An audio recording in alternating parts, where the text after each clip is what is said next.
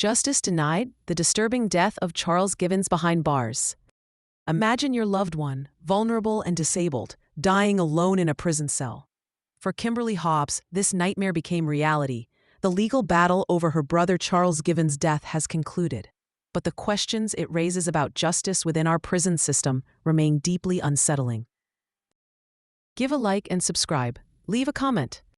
Charles Givens, an inmate with severe mental and physical disabilities, was serving time at Marion Correctional Treatment Center.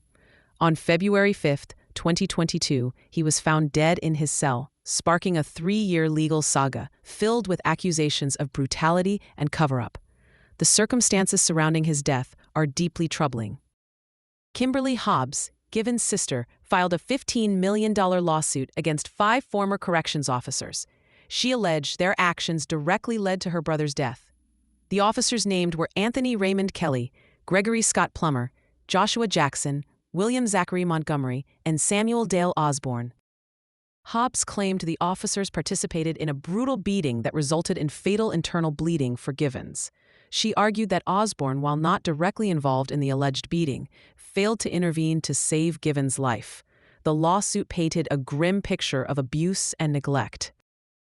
The trial, held in Abingdon, Virginia, lasted 8 grueling days. Hobbs' lawyers presented evidence and testimony aimed at proving the officers' responsibility for Givens' death. The defense countered with a narrative of accidental death due to a seizure and fall. Ron West, another inmate, testified that he witnessed the officers subjecting Givens to a horrific ordeal in the shower room. He described cold water being used, towel whipping, and punches being thrown. West's testimony was a key piece of evidence for the plaintiff. The defense argued that Givens died from a seizure, leading to a fall that caused rib fractures. They claimed these fractures cut into his spleen, resulting in the fatal internal bleeding. They also attacked West's credibility and highlighted Givens' pre-existing medical conditions. This case exposed disturbing issues within Marion Correctional Treatment Center. Reports of hypothermia cases among inmates began to surface, raising serious concerns about the conditions of confinement. Givens' records revealed multiple hospital transfers, including stays for hypothermia. An Associated Press report revealed that other inmates at Marion were hospitalized for hypothermia at least 13 times in 3 years during cold weather months. This suggests a pattern of neglect and inadequate care within the facility. The 5 guards were suspended after an investigation was launched. Adding to the sense of injustice, all 5 guards resigned or retired from their posts before the investigation concluded. This raises questions about accountability and transparency within the correctional system.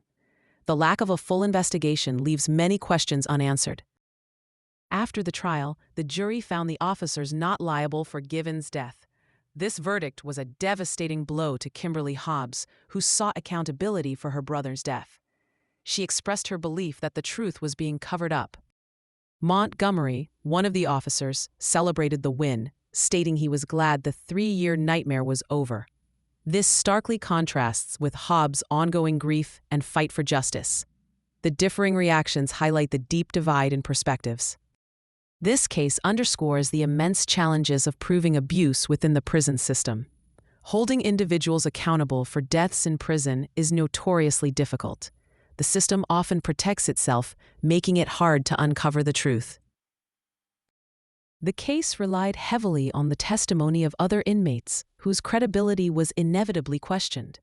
Defense attorneys routinely attack the credibility of incarcerated witnesses. Without strong corroborating evidence, securing a conviction is an uphill battle. Video evidence can be crucial in overcoming credibility issues, but it is often unavailable in these situations. When such evidence is lacking, it becomes exceedingly difficult to convince a jury that a prisoner was subjected to abuse. This lack of transparency perpetuates the cycle of injustice. The case also brought to light the unique struggles of inmates with disabilities within the criminal justice system. Givens had the emotional and intellectual development of a young child, requiring constant assistance and supervision. His vulnerability made him an easy target. As an adult, Givens also suffered from delusions, further complicating his ability to navigate the harsh realities of prison life. Inmates with disabilities often face longer and harder sentences. They are also uniquely vulnerable to exploitation by both fellow inmates and correctional officers.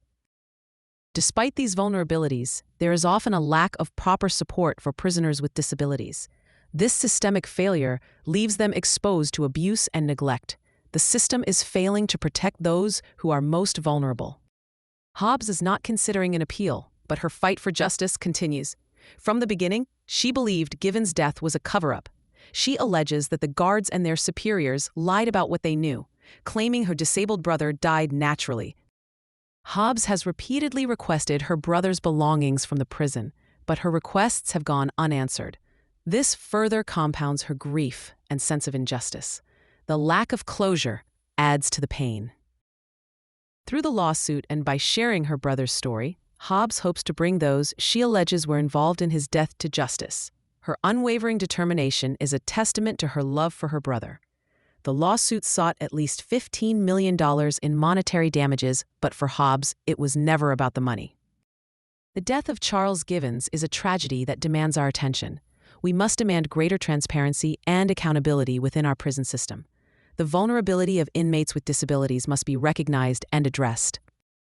Contact your elected officials and demand investigations into allegations of abuse and neglect within correctional facilities. Support organizations that advocate for the rights of incarcerated individuals. Share the story to raise awareness and demand change. Let us not allow Charles Givens' death to be in vain. Let us work together to ensure that no other family has to endure the pain and injustice that Kymberly Hobbs has experienced. The time for action is now.